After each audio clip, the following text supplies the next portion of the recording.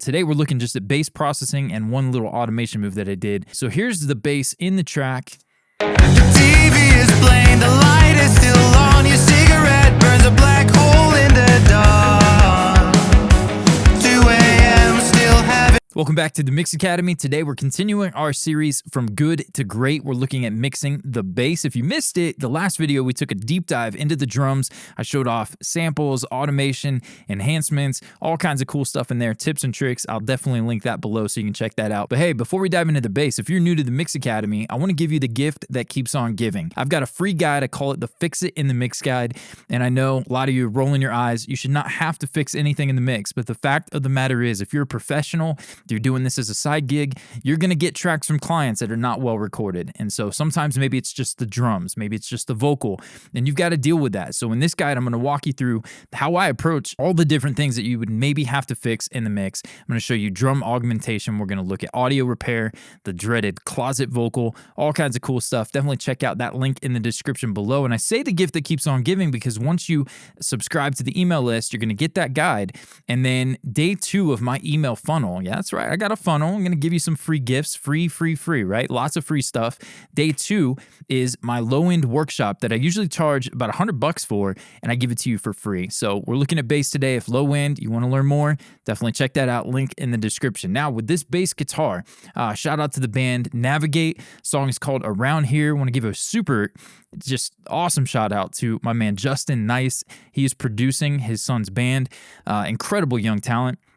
And he's come a long way, both recording and producing them, editing, but then also the mixing. He hired me to come on and mix this with him. We did the first song together, and then he took the template and just went nuts with it, man. It's been an incredible time. And then now I've been hired back on to take those kind of good, stable, solid mixes and enhance them with automation, in which we're going to show in this series. So it's kind of where the series was inspired by, but today we're looking just at bass processing and one little automation move that I did. I figured, man, we're just going to pull the curtain back and take a look completely. So here's the bass in the track.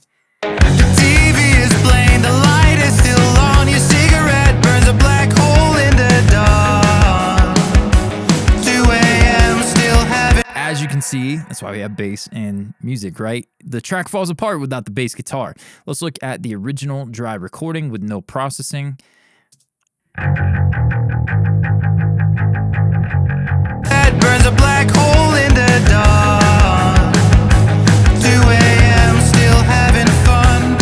And that's all. Cool. So sounds good. Like I said from the beginning, we got a solid recording. They've committed that sound. I do prefer to get a dry, clean DI, and I like to use that for the low-end enhancement in some songs. But in this case, it sounded great. Just having the kind of gritty, kind of Sans Amp vibe sounded really good. Let's talk about the processing because we've done a decent amount, but the result here, I'll play in solo. The processed bass.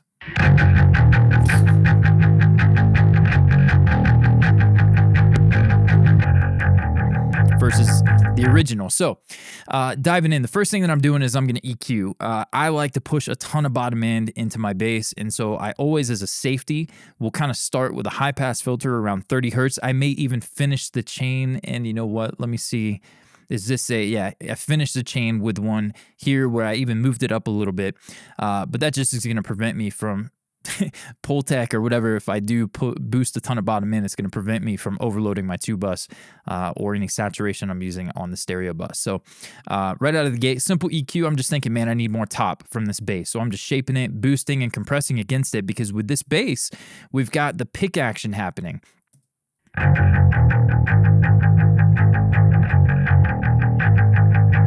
So small potatoes, boosting top end, but then compressing against it so that we can keep that in check. I want to even out the performance a little bit from the pick. There's a couple of spots where he dug in, and so that little compressor there is going to help keep that in check. Next up, almost always on bass guitar, Saturn 2. This is my go-to. Fab Filter have a winner here, man. I'm using this all the time on bass. Now I'm using it as a saturation box, as it maybe was originally intended, just across the board to enhance anything from snare to guitars, vocals. I love this on vocals, but we're talking bass in this video, and you can see I've split it out into a multi-band plugin here. So Down deep below, probably 200 hertz, 120 or so. We're looking just at the subs here. I've got the warm tape and I'm leaving it alone.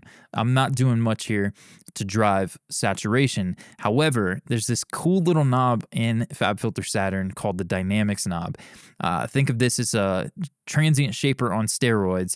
And this thing rocks for increasing sustain in the bass. So if you've got this set to the default, let's take a look at this.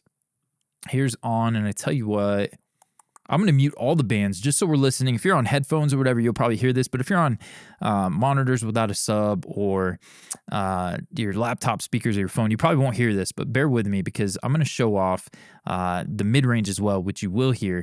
This Dynamics knob, think of it like a compressor where you're enhancing sustain. So you got your fast attack, maybe a little bit slower release. You're really trying to pull out the sustain of the instrument. Here's the bottom end.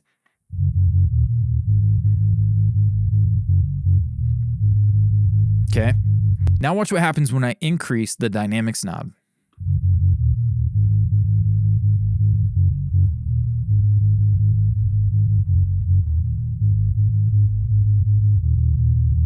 Oh yeah.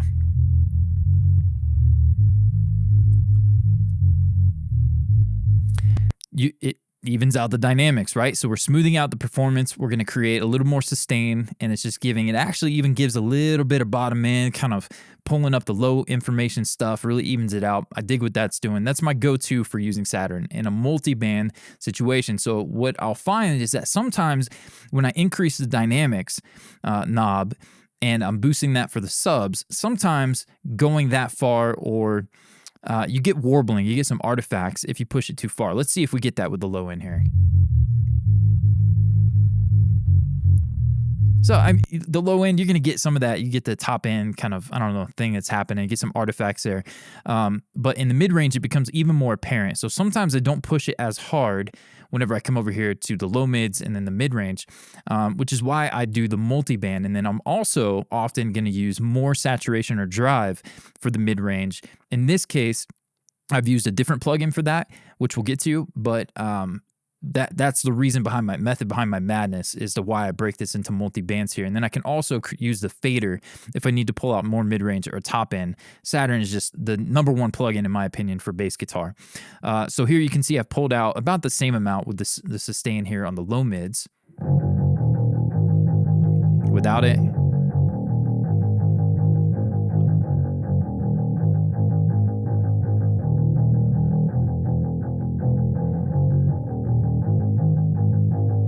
cool. So evening the performance out a little bit. It was already compressed to tape, so we've got a little bit of an enhancement there.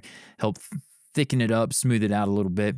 And then the top end here, you can see I've gone quite a bit more with the Dynamics knob on this band. And let's take a listen to that in solo.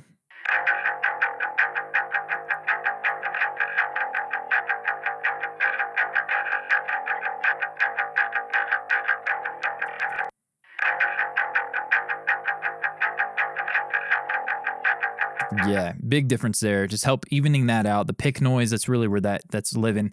And then up top, similar to using a high cut, I've just added this top band and then muted it. And then what I'll do is I'll take this and try to find that crossover point where do I have information in the bass that's useful to the song and where is it just noise, string noise or whatever that I don't need. And so that's where I'll kind of take this and slide it around and find that happy place for the top end where I don't need that stuff up top. So there you go. You have a little bit of warm tape drive in each of those. You've got the Dynamics knob, and then we're moving on to the next plugin. So in that case, this case, it's the LA2A. This is the silver, and that's going to give me a faster release time. If you've got the gray or the slate or any of the other LA2A emulations that are great, they can work really well. But if you have a faster song like this, where you got 16th notes, you got a lot of 8th notes and stuff, it may be better to use the 1176, or in this case, I have the LA2A Silver, which has a faster release time. And so without it,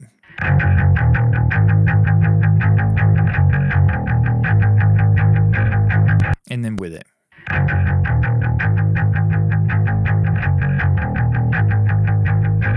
And I'm smothering it. That's a pretty decent amount of compression for an LA2A, but you can feel it just evens it out, smooths it out, and now that's going to sit nicely in the track. Those are my initial bits of processing. Now, typically I'll duplicate that, create a distorted bass, blend them in together, check phase and all that. But recently I got my hands on the STL Control Hub. And Neil Avron, one of my favorite mixers, Jeff Giuliano, I go to those two guys as artist packs every single mix just about. I've really found to love this plugin. Incredible company, great stuff happening over there. And actually, they just released the TLA, Tom Lord Algae. And that is insane as well. I haven't really messed with it as much as the Neil and the Jeff Giuliano packs. But I found that I just wanted something more from the bass. And so I went to Neil. And actually, let's look at the EQ first. There's a little bit coming through here with the mid-range. I wanted to control, again, just compressing against those the pick action. If it's poking through the mix unevenly, I don't want that. I want it to cut through and drive and stay consistent. And so that's what these two are about, is reducing a little bit of mid, top end here, but we're compressing against it. Let's solo it. Here's out. And then I'll have it out and then back in.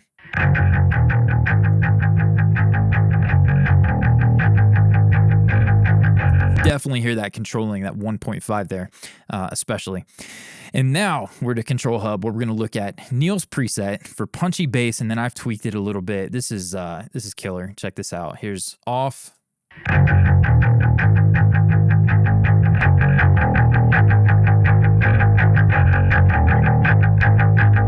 Even more compression, but now you hear how I controlled the transient from the pick hitting the string in the previous plugin. Now that's even, and then this is just going to even it out, and I can pull forward back that mid-range. And so I love what this did to the mix. This one right here probably could call it a day, right? TV is playing, the light is still on, your cigarette burns a black hole. I did shape even more to compress against it. It's not that I don't like the pick action, it's just that I want to control it. And so you can see this final EQ, I did quite a bit of that. Let's take a listen to this. This is a lot of shaping.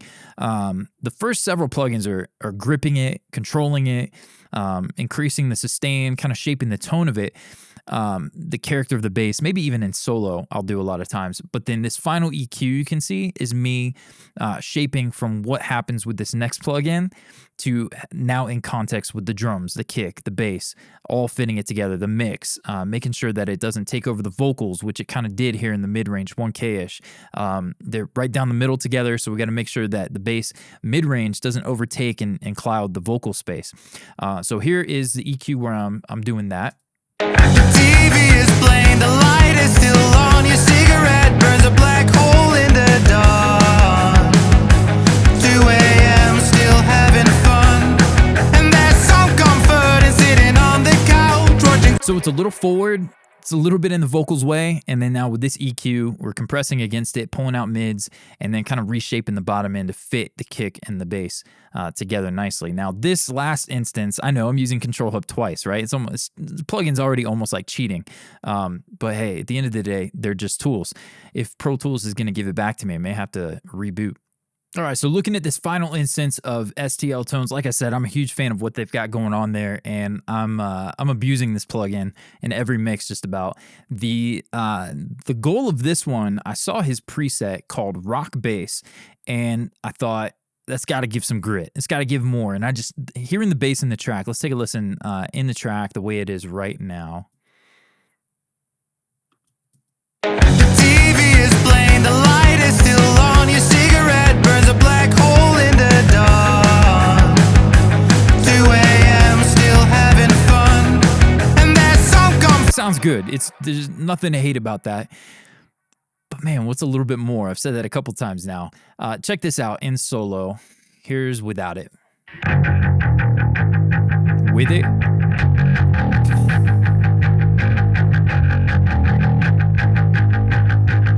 Have I told you I'm a sucker for saturation, distortion? Man, that just completely takes the bass to another level. And for me, that was a tone.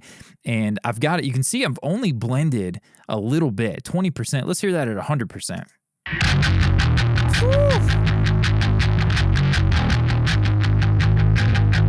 See, See, for you, depending upon what genre, maybe for some heavier metal stuff, you may be rocking a little bit more of that and then blending it in parallel with your other bass tone. For me, I blended it in parallel with the mix knob just to give me a little bit to help shape this bass. And just 20%, listen to that again, man. Without it,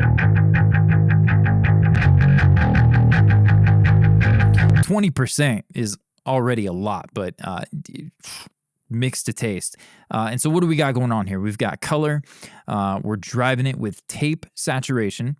We've got their compressor rocking, man. Like, I dial this in. I had to back it off because my gain staging is pretty hot.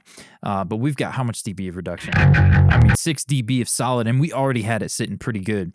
Master EQ is certainly boosting some mid-range, but that 1.5 dB across 2K with a wide bell feels a lot more than a dB and a half. It feels like it's really giving it some grit, and that's it. So this color, I almost wonder if the color is the main. Yeah, come on, the color is it. That's where the magic is happening. The dynamics, locking it in. It's so I take back what I said earlier. It's the tape that's really giving it the character and pulling forward that mid range. The master EQ here, the mid range. 2K, what is like a dB and a half.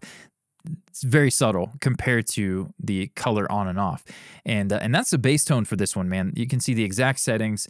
Obviously, your bass source is going to be dependent on what those settings look like, but at least the theory and the sound behind it, you get a good idea. Let's come out here. There's one more thing, kind of a bonus tip I want to show you. I had this song where this in this song at the end, the bass just kind of died out. Let me turn off my reverb.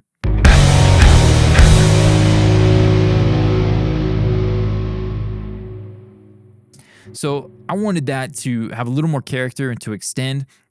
And sometimes I know you guys have seen this before where you get a song like that where they have this big crash ending, but then like the instruments just kind of die off too soon. Like it's not a natural fade. It doesn't sound good. So in this case, less dramatic, but I figured, hey, let me give it a little bit of an enhancement. And I'm sending this to my music verb, which is a modulated instance of Valhalla. And in solo, let's take a listen to that bass.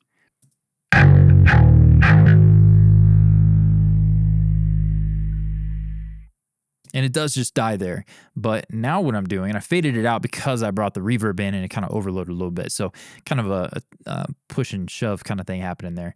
But here's the verb.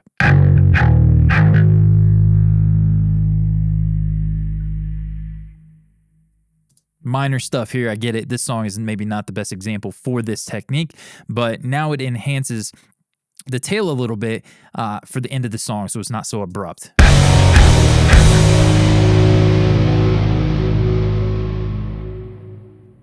Yeah, nice and decayed there. So, hey, there's the bass guitar. We took a look at it. In the next video, we're going to look at the guitars. I'm going to show you the Waves Magma BB Tubes. How's that for a name? Pretty impressed with this thing. I've also got my buddy Jordan Valeriot over at Hardcore Music Studio, his plugin brand Black Salt Audio. We're going to look at filtering guitars and creating a quick, easy way to dial in some affected guitars. Check that out. Link in the description and over here if you want to watch it, click there. I'll see you in the next one.